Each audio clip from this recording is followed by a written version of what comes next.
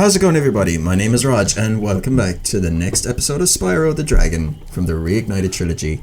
In our previous episode we tackled... We tackled the boss of the Magic Crafters world, Blowhard. So today we're just going to go through the Beastmaker's world.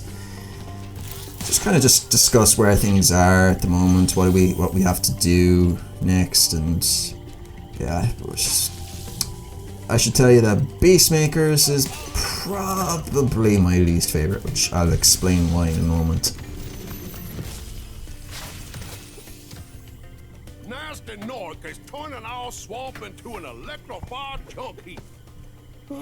And it used to be so beautiful. But yeah, I don't know. I don't like it. I think it's mainly because of treetops. I never liked treetops as a level. It just, maybe that's because I always seem to forget on where to get the gems. But yeah, anyway. But how are you guys all doing? Hope you guys are all doing well, that you're keeping good and healthy. So basically what we have to do for the remainder of this Let's Play is we gotta tackle the few worlds that's in Beastmakers, we gotta do the few worlds that's in Dreamweavers, and yeah, we got to... yeah, then it's just Nasty's world after that, and that's more or less it. We'll be finished with this game. So we don't have a whole lot to cover. Apologies, I wanted to upload yesterday, but the day kinda got away from me, so apologies for that. But yeah, in other news, I completed Resident Evil 4, which on professional difficulty mode, which delighted with that. Yeah, can I just say that I don't know, I really struggled against U3. Like, I died so many times, nowhere near as much as Krauser. Krauser I didn't have that much trouble with. Still died a couple of times when he got his parasitic arm unleashed, but you know, I wouldn't say it was like too big of an issue. But anyway, I'm getting all sidetracked here. Yeah, we're more or less done. Like, we only have, I want to say, a good 12 level. Well, I shouldn't say more or less done, but we have a few things more still to do. But we won't be too long before this Let's Play is done. I'll be moving on to the next one. And we get these couple of gems here. There's only 2 dragons in this world, and I think there's a total of,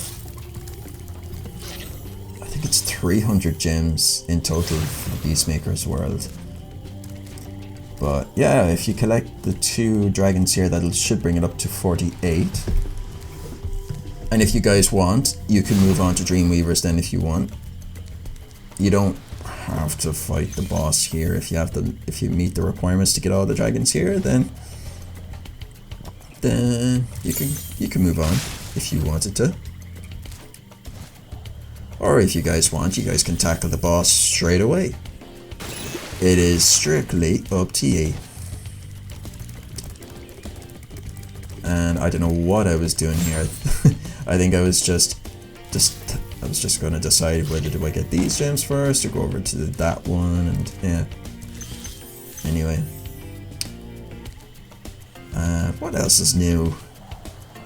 Oh yeah, I started playing Kingdom Hearts 2. I played it on hard difficulty, which, to be honest, I don't know why I did that, because I'm having trouble even on the first boss, which, if I'm having trouble on the first boss, then I'm afraid to think what other hard boss fights are in store, because Lord knows the first Kingdom Hearts game had its fair share of tough boss fights. Oh my lord. And some of them actually I never even got past, like the Kurt Ziza boss fight, or one of the optional boss. I think Kurt Ziza is an optional boss fight. My apologies, I'm not that familiar with Kingdom Hearts, but I think he's an optional boss fight at the very end. And then of course the Maleficent dragon form as well. I had trouble with that as well. Oh my god, it's so much trouble with that. I didn't have that much trouble with the final boss, really. Yeah, it wasn't that much of a, wasn't that big a deal. Another actually boss fight I actually struggled with in Kingdom Hearts was Ursula. I really struggled with that because the swimming worlds is just, oh. Yeah, so. I feel so sorry. Yeah, I didn't like the Ursula boss fight just because I found the swimming controls just a bit too, I don't know, clunky. Well, then again, I was playing. Funny story.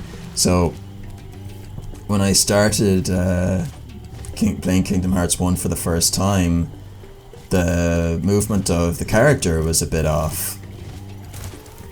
Like, I would move the character forward, but like he'd actually be moving diagonally, like to the right. And it was like that pretty much until the end of the Ursula boss fight that I actually realized this, and I feel really silly about this.